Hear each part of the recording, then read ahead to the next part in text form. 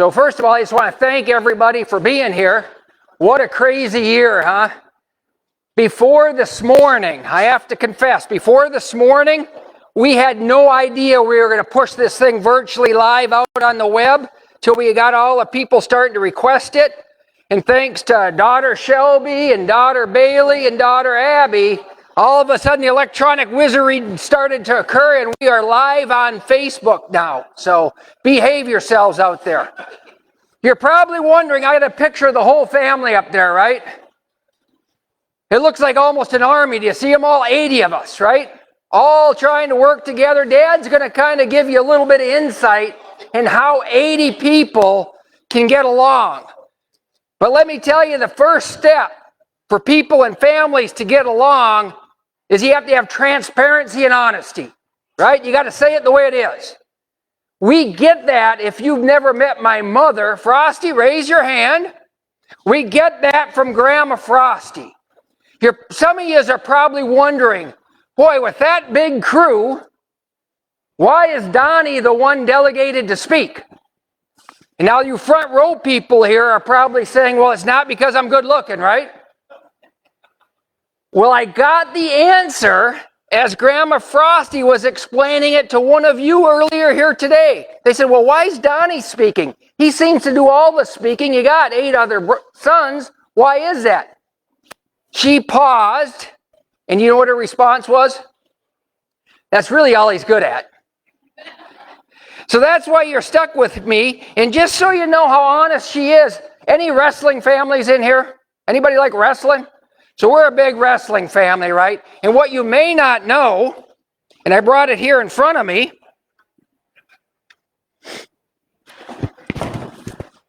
is that our family was featured in Sports Illustrated for wrestling. Everybody see it there? Nationwide Sports Illustrated 1991. Okay? Proud moment for us, right? Until I got to read the article.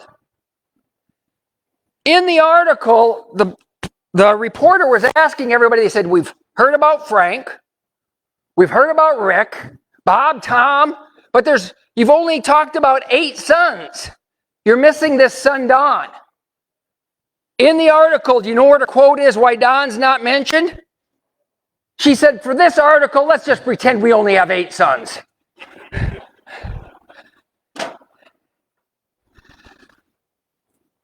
Okay, Shelby.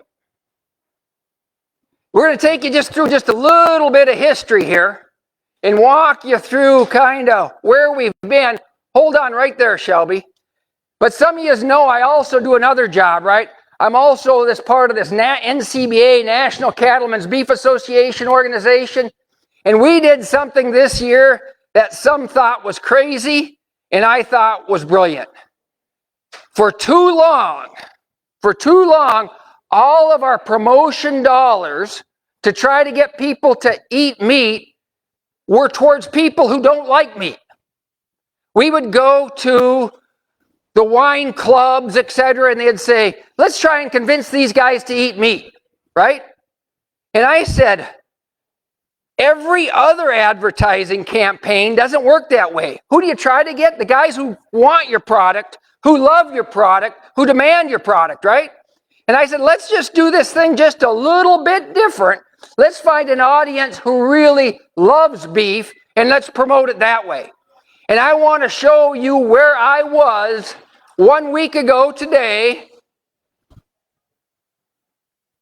promoting beef. Is there volume there?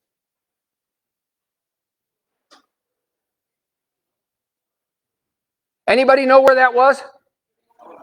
I was at the Daytona promoting beef, and guess what we found out about race car drivers and those fans that follow race car drivers? They love beef. So when we said, do you love beef? It was louder than the roar of the cars, right? So we took it and just did a little different during that race. So it was beef, it's what's for dinner, race. Now just walking through a little farm. I'm going to take you just a little historical trip through the farm and just walk you through. So first of all, you have to know this farm started in 1945. My grandfather, Dad's dad, bought the farm, okay? And it was born on this little place, 150 miles, give or take, from Minneapolis, St. Paul. Okay, Shelby, hold it right there. What I want you to see down there is, do you see that little road going down the hill? Everybody see it? Okay, fast forward, Shelby. I want to show you what it was when Big Frank moved here. Right there, hold it. That is what it was. How many people remember when a farmer didn't just raise beef? What did he raise? He raised everything, right? The chickens, the pigs, and you had a barn for every single one of them, right? So this is the farm that we were born and raised on when we first start. Okay, Shelby? And you can see that's the exact same road. The road has not moved. Those buildings were all used to be in there. And there's some more buildings.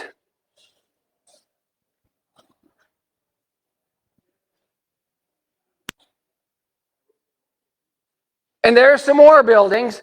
All told, this little farm that Big Frank got with his dad had somewhere around 100 different buildings with all different uses, okay? Hold it right there. It also had an old farmstead. That's where Dad and Mom started their adventure together here in Kimball, Minnesota.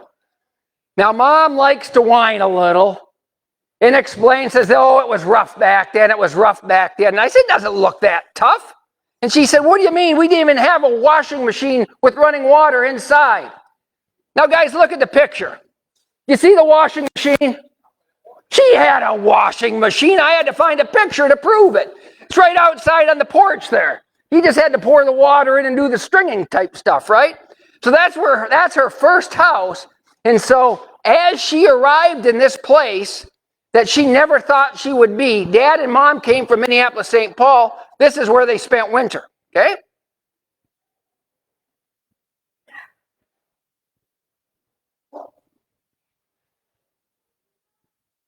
And follow the road down, and I'll tell you why the farm was purchased. Follow the road. Everybody see the road? See that little road following around, wrapping around? Where do you think it's leading to? It was a lake property. So Dad started here on a lake property, and there is the cottage that still exists today. So I want you to get a feel for, even though it looks like when you go by our farmstead, that we're in this little farming community, you'll watch this video kind of show back up, and you'll see how close our lake home is to the rest of the farm. Okay? So we're going to zoom back up, I believe, come back up to the top of the farm. That's where Frosty built her house, and I want to show you why Frosty, even though she roughed it a couple of years, is spoiled. You see in the distance there? That is Scott Lake that she overlooks with her house. And now we're turning. That's all her property she sees. And as she turns to the left here, you'll see the river that runs beneath her house.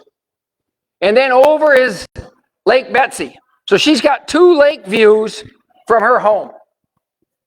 Then Big Frank, you can see, I don't know if you can see it up there, he moved the farm from down in the valley. How many people remember when all the farms used to be in the low spots? Right? And he built it up top the hill. And you see, you can tell by the ages of the buildings, see the ones that have a little more rust on them? The oldest building, etc. And he just kept building buildings and adding cows as he added children. Because Big Frank's cheap. He didn't want to hire any help, so he just kind of raised it and paid it very little. Okay? And I'd stop right there. And you'll see right in there is about the time I was about to be born. So we had 4 major barns. And Big Frank had just had my brother Mike and Grandma Frosty. And you know what they had decided? 6 was enough. Yep, they said 6 was enough, and they said, we're going to stop right at 6. So they're good Catholics if you haven't figured it out. How many people figured out we're good Catholics? We're good Catholics, right? So they said 6 is all we want. So they went to the Catholic Church and took a course called what? Natural family planning, right? Because they were going to do it the good Catholic way, and they said 6 was enough. Well, they passed the course, or they got accredited for the course, and then 9 months later, I was born. And I am named, if you know Big Frank, he knows he jabs at you backwards and he makes it last long. So if you're wondering why my name is Donald Kenneth, guess who taught Big Frank in Grandma Frosty's course? Father Donald and Father Kenneth. So in memory of their great teaching ability, that's who I'm named after. Okay? We're going to go into the farm just a little bit more, but what you're going to see is basically that one of the things that Dad did, and this is kind of a new viewpoint here, when he came back, this used to be a wood bunk, and this was one of the very first inline bunks ever made. You know, how many people remember you used to have to open the gates, right, and go into the pens, etc.? Dad's thing, I don't know if he saw it somewhere, he said, let's put the bunk on the outside, drive so I don't have to open the gate, and just feed in a circle. And he built this thing way back. It was wood way back, I want to say in 1960 or so. And each group is just a different group of animals that we keep all year long. And he did it a ring road, just like a feedlot way back when. So you just had to feed in a whole circle all the way around. Those you can see right there, those are actually our hybrid bulls. That's where they stay before they come over here for sale day. So those are the hybrid bulls right there. And that's our group of Angus bulls over on the right-hand side that are there until we calve. Okay? So we kind of hold on to them until they calve right there. Just a quick story about that barn right there. Shelby, just freeze it right there. That's a 180-foot long barn. One of Big Frank's goals one summer was, can we fill that barn all the way from floor to roof with square bales of hay? Because we were in our prime. He said, that's how you build good wrestlers. And by God, we did it. All the way up, etc. Went to college at Texas A&M after the summer. Got a call from Dad. And you know what the call said? Dad, or Donnie, your whole summer's work just went up in flames. That whole barn went up in flames and burnt completely up from the square bales. But we rebuilt it. And one of the things you're going to see is you're going to see some buildings getting new rebuilt. And it's a statement I want to make sure everybody takes home. Dad may mention it tonight. Not sure if he will. But as we go through all these, people ask us how we do it, etc. The take-home message Dad always says is, Frank, how did you do it? His response is, the key to our family success is they aren't farming and ranching the way I used to. I want you to think about that a second. When I was growing up in this time period, right, way back in the 70s, what kind of corn yield did we want? Boy, if we could get 75 bushel corn, it was attaboy. We've done it. Same fields, advanced today. What are those same fields doing for corn? 200 plus. 200 plus with all the technologies. Those are the heifers. If you're wondering why we have all those crazy colored tags, everybody see all those varying tags there? Each tag color corresponds to a sire group. So Dad was always big on, I don't want to just evaluate an individual, I want to evaluate a whole group of animals. So if you have the same color tag as you go through, it's real easy for you to say, oh, I like what the red tags are doing, I like what the blue tags are doing, maybe we need to do something different on the white tags, right? So that's how he did it.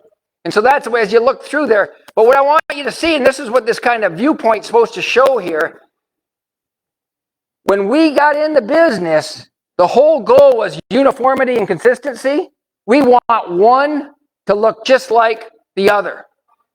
And that's the whole calf crop, guys. That's the whole calf crop. Look at how size similar they are. Look at how almost identical they are. When you went through the bulls, hopefully you noticed, boy, one looks just like the other. And that's the whole goal. Look at that. You could almost lay a board right on top, right, and have them almost exactly the same size. And that is every single animal of the heifers that we raise. So there's 400 and some odd heifers right in that viewpoint as we're looking at them. Those are actually the mates. Now, Shelby, just stop it right there. Yep. Can you see in the bunk there? What's it look like that's in the bunk? Anybody can see that? At this place, we feed the cheapest stuff we can find. Okay? What's in the bunk, okay, Shelby, keep going, is sweet corn silage. So refuse from the sweet corn plant mixed with as cheap and poor hay as we possibly can with a nutrient pack to match up the nutrient level we need.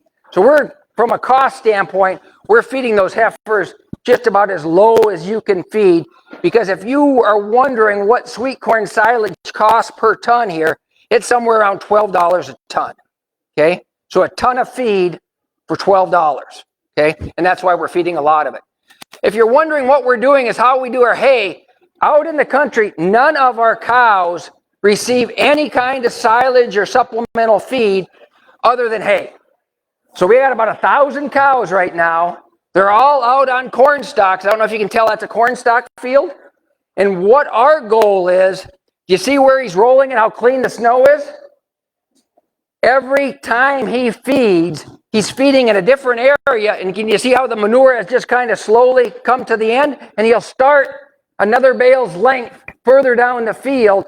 So every square foot of that field now will be naturally covered with what? Manure, right? If what we feed to it, I don't know what you all do, but we feed approximately 40 cows per bale of hay per day. So that's kind of the feeding regime. So if you figure out what our nutrient needs are there, it's about 40 cows per day, okay? So that's how we manage all. Now we'll move on over to McDonald's. McDonald's is a unique operation. We bought that lock, stock, and barrel from a Hereford breeder, actually. Hold it right there. And so our goal here was, if you look at land prices today, okay, and you say your goal is to have as many cows as possible, is it cheaper in this part of the country to buy more land and raise cows on more land, or is it smarter to have a smaller footprint, feed sweet corn silage or other byproducts, okay, and allow you to expand with less cows per acre? That is the whole vision of this facility. So when you look at this facility, okay, Shelby, what we want to do is, the goal on this is to take all of our ETs, all of our embryo transplants, recipient cows, keep them here. You can see there's an alley that we can run them out, so when we're giving them shots, it's real simple. But instead of having to have these recipient cows out on grass all the time, we said what we would like to do is feed 50% of their nutritional needs in that feed bunk year-round, 50% out in the pasture. So every group of cows over here has access to a bunk and has access to grass. Everybody with me? So what it allows you to do is to supplement the cost of your land, right, with that sweet corn silage at $12 a ton, right? So these are recipient cows, remember? So does their environment count towards the genetics? No, so we're not changing any of the genetic predictions because they aren't the real calves anyway, right? And so that's what this allows us to do. And stop right there, Shelby. So there's a pen. Right there is a corner. You can see that gate. She has it circled in red. That goes out into 4 different pastures. So each pen goes to 4 different pastures that re-rotate every 7 days, okay, for a 28-day rotational period to come back to the same grass, okay? So grass typically takes 28 days to recover. So you'll go out that gate. We'll give them fresh grass every 7 days. And what we found out, and it was actually a shocker, they will manage the grass consumption as you feed them. So they won't go out and just mow the grass down and then you're all on feed. They will go out, eat a little grass, come back, eat up their feed, go out the next day, eat a little more grass. And if you can imagine from a health standpoint from calves, this allows the calves the best of the world because they have grass all the time, right? But allows you to have that cheap feeding experience for a big bunch of our cows, because we almost have 300 recipient cows on our place, okay?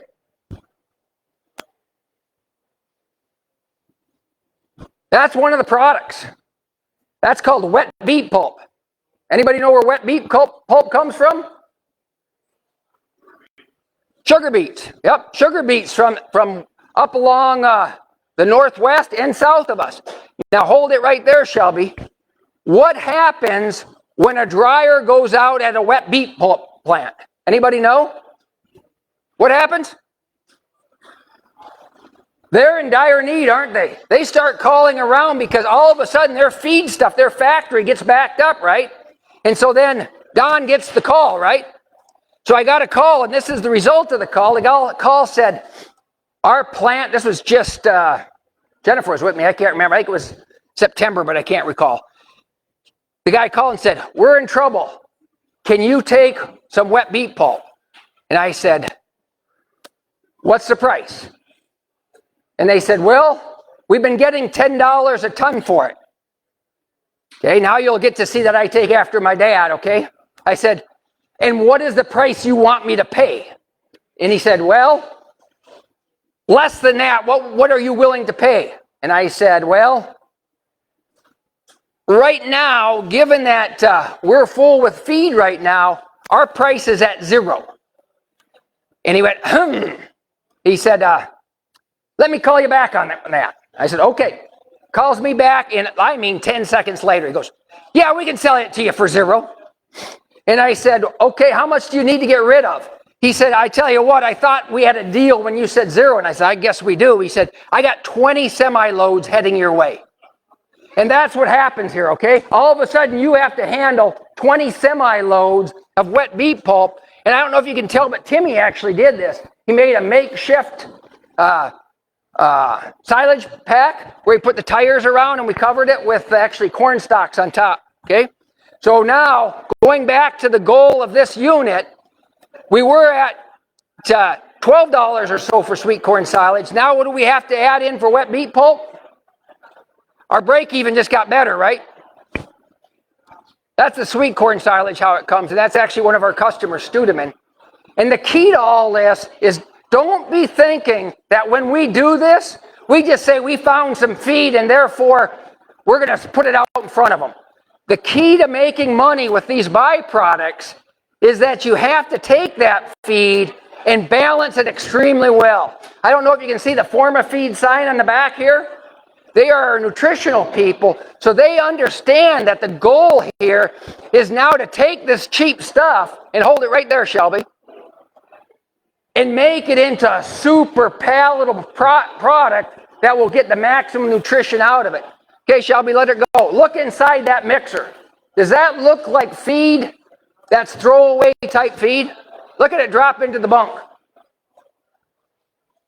That is absolutely balanced ration to get these cattle to gain exactly where we want them to gain. Okay, and what you're seeing coming in here is about 200 recipient heifers that we put embryos in that will calve next year to create bulls and heifers for us. So those are all commercial recipient heifers. And I don't know, if you look at the equipment there, I don't know if you can see that equipment there. Anybody know what kind of brand that is? That's a Supreme mixer. Now when you sell equipment to us, let me just make sure you understand. Things have to be done exactly right, okay? We don't want a mixer that just kind of mixes. We want a mixer that mixes precisely, okay? The way we tested this, and we used to have a different colored mixer, but what we did is, how many people remember those little red cinnamon dots? Remember those? There'd be little hots, they call them little hot shots or something like that. Those little red dots, red hots, red hots, red hots. Remember red hots? So the way we tested this is we took a half a gallon of red hots, dumped it, hold up Shelby, dumped it into top of that mixer, okay? Mixed it up for the time we're supposed to mix it. We went in the bunk, took a sample, beginning, middle, and end. Guess what we counted? How many red dots per thing? And they had to be nearly exactly identical, and they were. Okay? From here, you can just see the working facility. That allows us to grab these animals conveniently. They come through down here, go through a processing area, because with recipients, we have to catch them right 3 times, right, to make everything work. So it's just a very efficient spot, and actually, we got a little solar energy there that really doesn't pay, but it was a tax Obama deal. Bull barn. This is a barn I'm really proud of. Hopefully you studied. We're going to talk just a little bit of the details of this barn. First of all, it's 420 feet long. I don't know if you noticed that, but it's 420 feet long. It's divided into 7 pens. What we're trying to do is we're trying to have 7 different pens of 7 different sire groups, right? To kind of figure how they go together. And as you come across here, remember Dad's colored tags are what by what? Sire group? So these are just the sire groups that we actually sorted at weaning time. So they've been in these same sire groups that you're seeing right out here since weaning time. Okay? 1 pen after another. And that's why when you look at the bulls that we sell, you may say, I found a great bull at number 300. Why is it down at 300? Because that's the sire group it's from, right? So we just have to spread the sire groups out, etc. I don't know if you can tell there. And again, we're precision when we do this stuff. That slope is 3.5%. Okay? That 3.5% slope allows water to flow away, but manure to stay. Okay? So it allows the pens to dry because the water goes away at 3.5%, but the manure stays. So that's what we're seeing right there. By the way, you can see we do have a lot of kids helping out, right? They're getting the bulls out. Inside, this is the other cool thing. If you look at that monoslope barn, inside, everybody see how far the sun comes up? So the sun comes all the way to the bunk, right? So in the wintertime, you have full exposure of sun. So when we were going through these real cold days this last week, what was the key thing about these cold days? Anybody remember? They're sunny, right? You add sun to cold, and these animals will beach out like whales and feel like there is nothing wrong at all. If you can get that sun exposure on them, they feel absolutely good. And the sun goes all the way. Now, the other thing about this barn is what happens to the sun in the summertime? It goes more straight up, right? So that barn goes to a fully sunny deal in the winter. To in the summertime, it's fully shaded. Every square foot shaded in the summer, fully lit in the wintertime. That's why that slope, if you're wondering why that slope is exactly at the angle it is, that is why. Then we also designed this, we said we got to have it so we can do these things efficiently with these animals, right? You notice we have those brakes, we push the bulls to the front, okay? And then that's actually me driving, and I'm doing a darn good job on it. That's me driving. I'm spreading the barn, and this is not sped up. So we are literally spreading 300 and some odd bulls the speed at which you're watching this. When I was growing up with Dad, what was his method of telling us how to spread bulls? Hand you a pitchfork, right? And if he needed more guys, he just had more children, right? So he could have more pitchforks, right? This way, we're just going through the pens, and you can see the bulls are all pushed out. It allows us to check them really well, right? Because then we let them back in. And those of you who have ever gone to a stock show, those bulls come in and they hop and they holler and they're kicking their heels, feeling extremely good. And it's amazing to me that once we bed this, within almost 5 or 6 minutes, the animals will be laying down. They'll just find a spot, boom, and they'll be laying down enjoying life again. And you can see the sun again going, see how the sun's going all the way into that barn? And look at how good you can spread barns nowadays. I mean, that to me is just remarkable how well you can do it. Then we're doing the second half. So we're doing 4 bales a day, basically, is what these bulls got spread during the time that we're raising them. 4 cornstalk bales. The manure then goes outside. Let's stop right there, Shelby. That's a curved processing unit. And what does that mean? Who invented the curved processing units? Anybody know? That's Temple Grandin. That's all at Temple Grandin. In fact, when we built this, we took her layout book, set it down, and matched it out nearly exactly. Okay, Shelby? That scale right over there, that chute is elevated and hooked up on hydraulics. So that scale is suspended. So anytime an animal comes across the chute, we can catch a weight on it instantly. So when we're treating animals, and we say, and it says 4 cc's per 100 pounds, we don't miss it by 1 cc. We weigh the animal, we give it precisely the number of cc's to get it treated well. And you can see it's all correlated out there. Calving barn.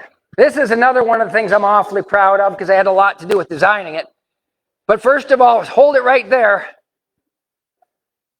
This was a hard sell with Big Frank, and he'll tell you. All the rest of his barns don't look like that, do they? Notice they were all A-framed? Big Frank said, really? You're going to put that ugly barn up? Really? And we said, Dad, we're going to try and make this one just a little bit for our comfort too, and we're going to see why. That's the lake in the back. Everybody see how the lake relative to the cottage is right over that deal.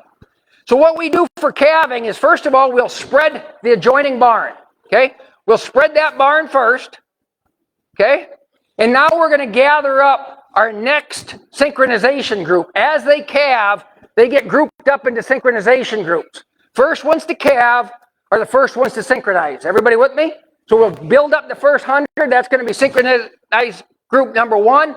Then we'll do another 100, and they'll go into a pasture. Another 100 till we get through all 1,000 cows, right? So each 100 cows, we fill in that group, and then they'll get moved out into a synchronization group, and that's be how they get managed the rest of the year for breeding. And you can see all these animals now. This is what's pretty cool. You know, we're calving at a pretty good clip, right? See all these animals, these cows and calves? They were all born the previous day. So in 24 hours, all these animals are born. They now get scooted out. So for one day, they stay in the barn. Day 2, they go in this, I'm getting used to the outside and getting used to where my mom is. Day 3, they get shoved out just like they did. Okay? So those are 3-day-old calves. Everybody with me? Yep. Now I'm going to take you inside the calving barn for those of you who haven't been in it. That's 25 pens. Every pen is exactly a 10 by 10 square. And we will fill the house nearly every night. So every night comes by, we will fill the house. And if you're wondering why our disposition on our bulls is good, hold it right there, Shelby. When you put a cow in a 10 by 10, can you find out if she's friendly? You do, right? And anyone that's not friendly absolutely goes. Okay, Shelby. I showed this because I wanted to show you the contrast. This was me calving shift going from 11 o'clock at night till 4 in the morning or 3:30 in the morning. Look at the cows. Same cows, they're just outside. I have to share this story. Hold this one second. I have to share this story. So I'm calving shift from 11 to 3:30 at night. I conned, and I use that term exactly right, conned my wife to do the shift with me. It turned into minus 19 this night. Okay? You can probably tell it's cold, right? It's minus 19. And I sent this out to a bunch of my buddies, and I said, I was calving shift with my wife last night. I tell you, I am not kidding. 2 of the people who responded said they created children when they calved with their wives at night. I had no such luck. Okay? But look at the difference. Look at the contrasting difference between, we'll let them calve right out there, and then we bring them in once they calve. And we'll show a little picture of that a little later. But you can just see, I mean, it gets cold, but when it was minus 19, they were just as comfortable as can be. Now again, back inside, you'll see that's Brother Dan and my nephew Frank. What he's doing is he's tagging the calf. Notice he reached underneath to make sure we're double checking the sex, to make sure we got the sex right the first time. They already gave it a shot of all things coronavirus, okay? And it's going down. And these are the ones that were born the night before, right? So now they're getting pushed. Remember into that building we just saw them all get pushed out of? They're getting pushed back into that building so they have one day of outside before they get with the bigger groups. Everybody with me? Grabbing the next one. I don't know if you noticed that first one had a white tag. As calves, a white tag means embryo transplant. This one's got a yellow tag. So this one is actually the mother of its calf. Okay? And we'll just go through, and he's tagging them all the next morning, and we're getting ready for it's basically like the maternity ward, right? Getting ready for the next hospital run. Come through, and we come back, and we actually come right behind them. We'll spread the straw just by hand, so Dad's happy we all have pitchforks yet. We're still pitching them behind. We'll individually spread all those pins, and this is why I say, When you're doing this, you get to know the good, the bad, and the ugly of the cows, and we will get rid of the bad. Okay? We'll actually have a hose that's right in there. We pull it out, individually water. You can see Rick's watering them right there, individually watering the animals. And if you're wondering what temperature we're keeping it at, we're keeping it right at 40 degrees. That's the mark we think, based on our experience. At 40 degrees, good things happen. Okay? At 35 degrees, bad things begin to happen. So it really is 40 where our mark is. And then we'll just individually put up a little bit of square hay. So for one day, basically, every cow is in this barn, right? So 1,000 cows, that means 1,000 pens that we have to fill and unfill, okay? Here's one that was just born, so we let them calve outside. I mean, that calf was just born, right? Let them calve outside, let them get to know their calf, okay? Frank's going to grab the calf and pull it into the cart, okay? What you can't see, but I'm going to show you as we zoom up, is that cart actually has weigh cells on it, because if we're going to do things, we're going to do things right? So we want a precise weight on what that calf weighs. We don't want somebody holding it up and jiggling it around, right? So I'm going to zoom in on the weight. That one was just born. Everybody, can you see it from there where you're at? 69 pounds. So that's Brother Frank there, 69-pound calf, bull calf. He's letting the cow come up and sniff it, get to know it a little more yet, okay? Then he's off to bring it inside into the warm area. So remember that cold area? That's where he's at now. Now he's bringing it inside into the warm area, those 25 pens that stay at 40 degrees. And the cow follows. Now we're inside. There's the mama.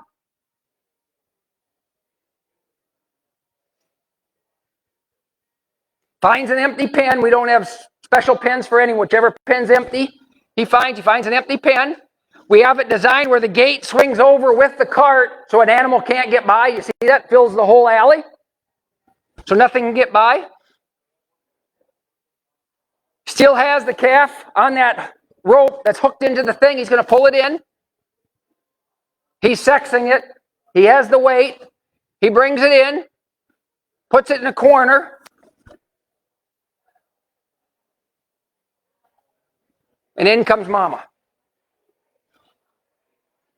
And you see that one had 2 tags. That's an embryo transfer, or that's a recipient cow.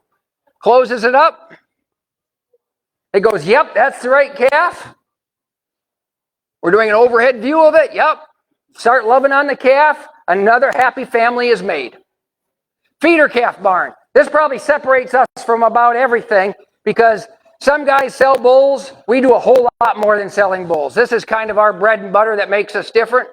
This feeder calf barn is a barn that we built, geez, it must be 10 or 12 years now. We went retro. So when people were leaving slats 30 years ago, we went back to slats because we wanted to use that manure value for its full extent. Okay? So we're going to go right in we're taking, by the way, Shelby did all this footage. Shelby waved to him. Shelby did all this footage with the drone. The drone's going to follow right in. And that's what the slat barn looks like inside. Okay? And when you're cold, you want every square foot of that slat barn exactly full. Okay? So we do about 20 or so square feet per steer. That means we want every pen, when we're at cold maximum, to be 20 square foot, because we want the foot traffic to keep those slats open so we can have as much air flowing as possible through there. So we have bull customers' calves on the right, bull customers' calves on the left, etc. We tag every one of them so we know whose calves are the good, the bad, and the ugly, or who's getting better, etc. We collect carcass data on every single one of these calves. So every one of these calves we sell on a value-based grid.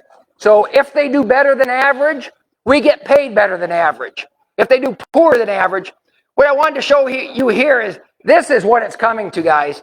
What we want to do, hold it right here, Shelby, is the new mantra for livestock, I believe, is going to be to really maximize you as a corn farmer. You want to walk your corn to town. Does everybody understand what that means? You want to walk the corn to town, which means you want to feed it into a livestock animal, okay? It consumes it, and you upgrade that corn, and you walk it to town and sell it as a live animal. So our goal here is to walk all of our corn to town to get the maximum value for our stuff. And what makes it, okay, Shelby, let it go. What makes this thing work really well is underneath all those animals is 4 million gallons of manure. Okay? That pit holds 4 million gallons of manure. So we'll take those gallons of manure and we go around all the cornfields around us, adding value to the soil. And remember I said we were at 75 and now we're 200 plus? This is a huge component. Those people who believe that inorganic fertilizer is of the same value as natural fertilizer have never used enough natural fertilizer.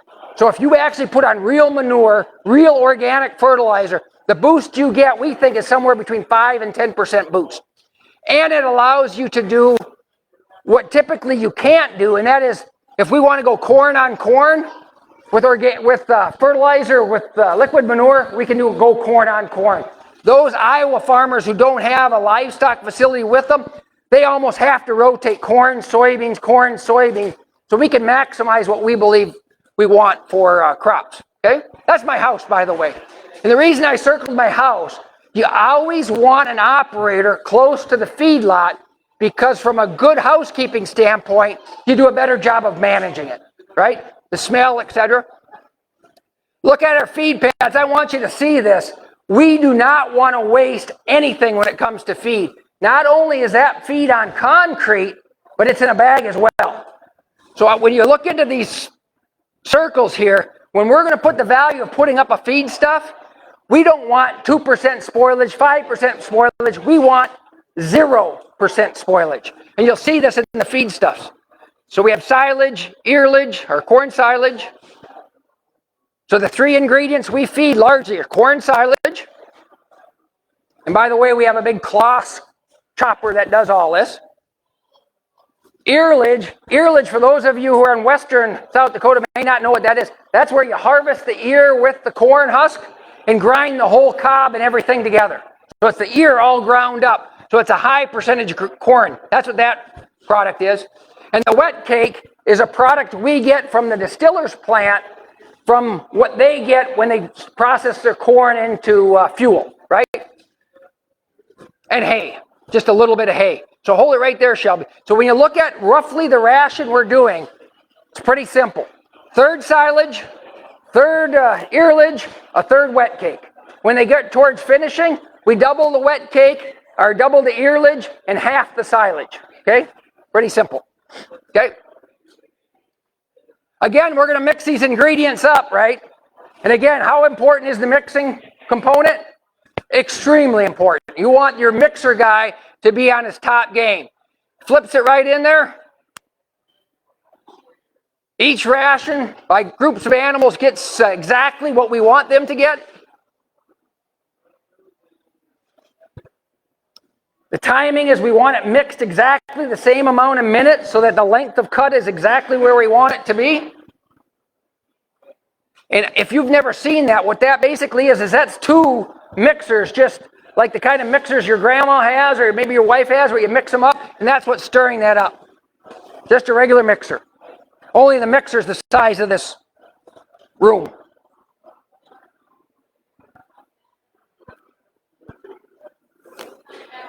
They're just going to come in and they'll feed batch after batch. So one of my nephews basically is in charge of reading the bunks, coming back, mixing that up, etc. I got another brother who's the nutrition guy, and he makes sure each ration is exactly where it's supposed to be. So every time we open up a new bag, guess what we have to do to that bag of feed? We're going to feed test it. Okay? Because we want to make sure, because it'll vary from bag to bag, that we want that new feed test updated. Come on in, and we're going to feed the animals.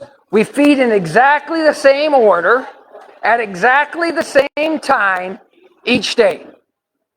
Animals love consistency. You want to have consistency when you feed animals. We'll feed them up.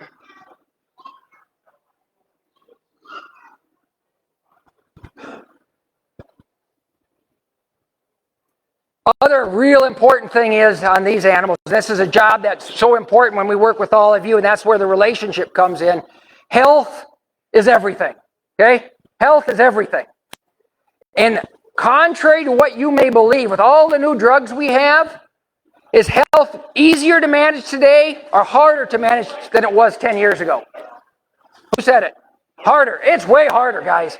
Health today is much harder to manage than it was 10 years ago. And so the drugs have to be good. That's Brother Frank who manages. He walks through every single pen of cattle himself by hand, on foot, and walks through and looks at them all. Okay? And he'll check them, and he'll check the waters, etc. He carries a stick with him, and the stick, so he finds a sick one, he can treat it right on the very spot. Write it down. This is what it looks like. That's the density of what this barn looks like. Okay? It's pretty dense. It's about 1/2 of a sheet of plywood per steer. Now you may say, boy, why wouldn't you want them to have a little more room? Actually, if you widen that up, what happens to injuries?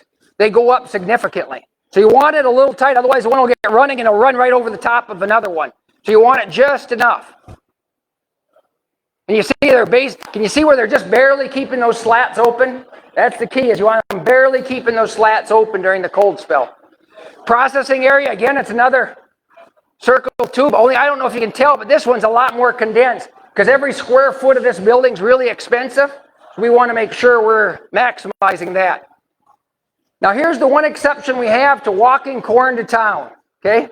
What we want to do from a corn producer is we want to sell the easiest feed to feed and buy back the hardest feed to feed. Why do we want to do that? Because the price is a lot cheaper. If you're feeding corn, anybody can feed corn, right? And there's some things that eat corn, like poultry, right, that need corn all the time, right? So it's the highest value item because it's so easy and convenient. Oh, back up, Shelby. So what we do, and this just is good sense, is we will contract with the ethanol plant for the corn to go one way. And what do you think that truck brings back the other way? Wet cake. Yep. So we have a backhaul, even though it's only 30 miles, every cent matters, right? So we got a backhaul for our corn going 30 miles to the ethanol plant. So that's our truck with Tom heading out, going to sell the corn and put it back. Okay, Shelby. Hulkers, this is the last one. For all of our other people, the other thing, and we just built this actually brand new this year. So nobody's ever seen this. It's brand new.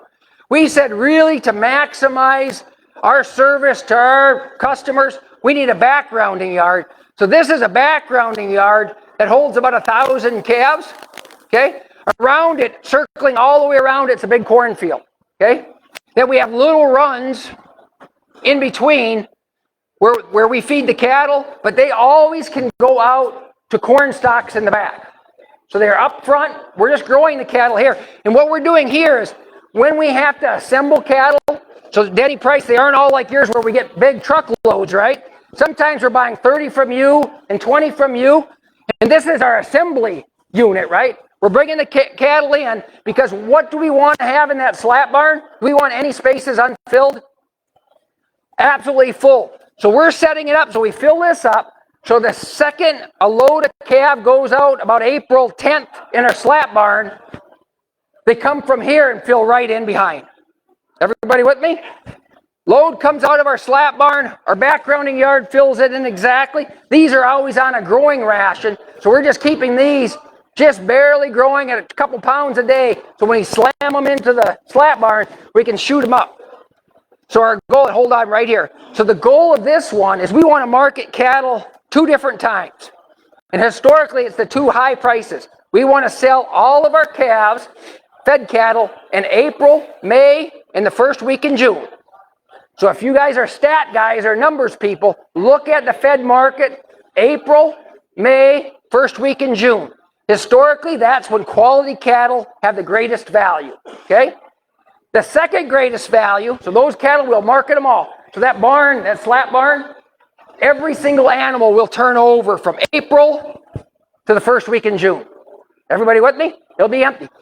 But it'll come filling behind with this backgrounding yard and about 2 or 3 backgrounding yards we have in the Dakotas that come in behind, their time for marketing will be about September 1st, which is the second highest value time for quality calves. So if you watch the Choice Select spread, those are the 2 widest periods to market the cattle.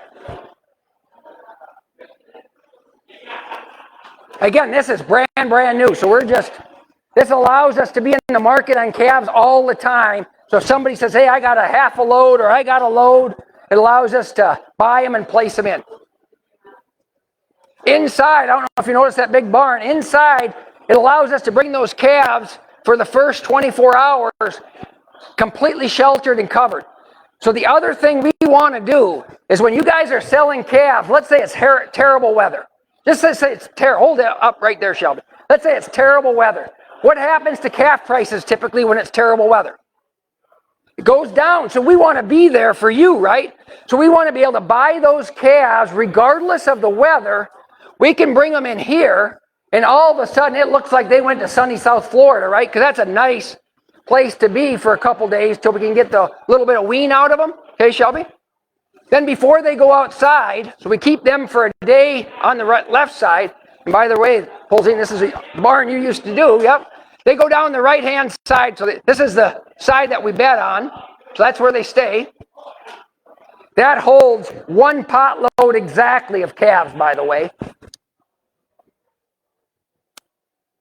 They'll come out across here. They'll go through the processing area, down here, down into Chris, the processing unit you put in. We'll process them all, and out they go, ready to be grown, ready to come in for the next wave.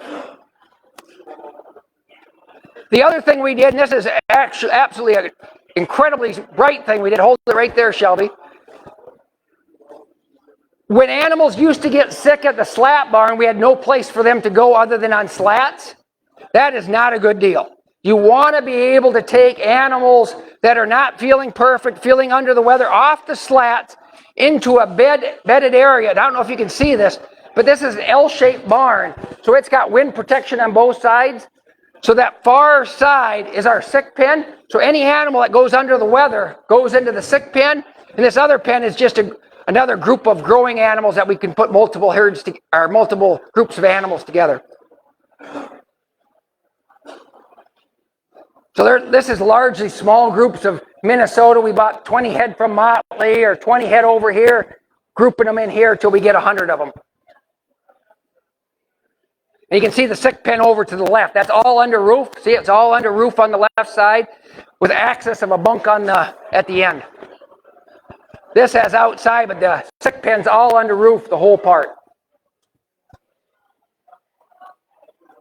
So hopefully you didn't notice any of your calves in that sick pen. So this is what it looks like on the front side.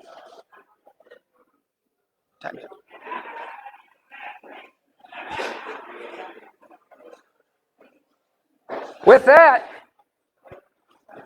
is the best we can do on short notice for a virtual tour. So guys, we appreciate you being here. We're going to rechange things up. Big Frank's going to be on the mic up here, and he's going to correct all the things I'm certain he's going to say I said incorrectly and make them right. But go out, grab a drink. We're going to reset up. Thank you for your attention on this virtual tour. I appreciate it very much.